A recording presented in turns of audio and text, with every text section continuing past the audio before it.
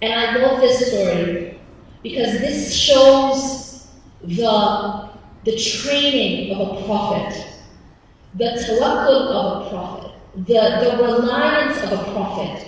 And then what happens when a person has that type of reliance on Allah subhanahu wa ta'ala. So Allah tells us in the Quran, فَلَمَّا تَرَاءَى الْجَمْعَانِ قَالَ أَصْحَابُ مُوسَى إِنَّا لَمُدْرَكُونَ.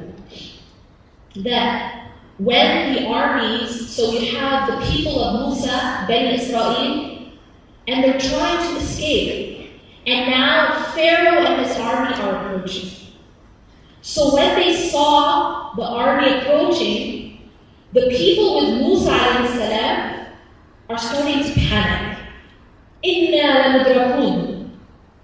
They had a panic. They said, indeed, we will be overtaken. Now I want you guys to just imagine for a moment the situation they're actually in. There's this giant body of water in front of them, and there's a superpower army behind them. Where are they going to go? Think about it. Where are they going to go? Are they going to fly? Where are they going to go? Are they going to swim?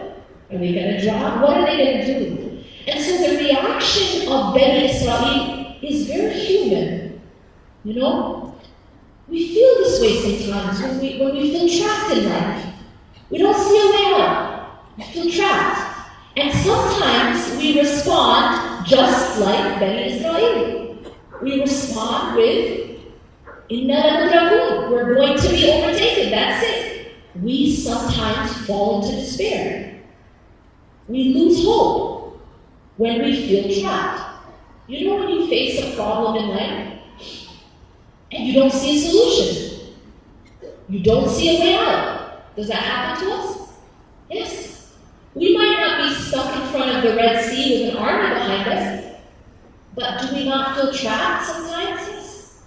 Maybe we feel trapped by financial problems or relationship problems or health problems, family problems. And when we feel trapped, and when we don't see a way out, do we respond like Bani Israel? Indeed, we will be overtaken. Inna lamudrakun. That's it. We despair. We give up hope.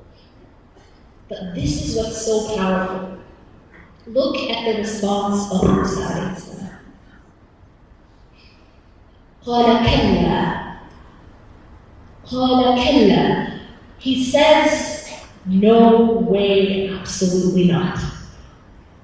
You know, in Arabic, the word kalla means, it doesn't just mean no. It means by no means, absolutely not, never. You know what I mean? It's very emphatic. He says kalla. Why? Now, another thing I want to point out here is he's confident. But why is he confident? You know, sometimes we might be confident in a problem because don't worry, I have money in the bank. Or we might be confident in a problem, don't worry, I have supporters in my family. Or don't worry, I have my power to rely on. Or don't worry, it's going to be okay, I have influence. Right? So we might be confident because of these things. But why is he confident?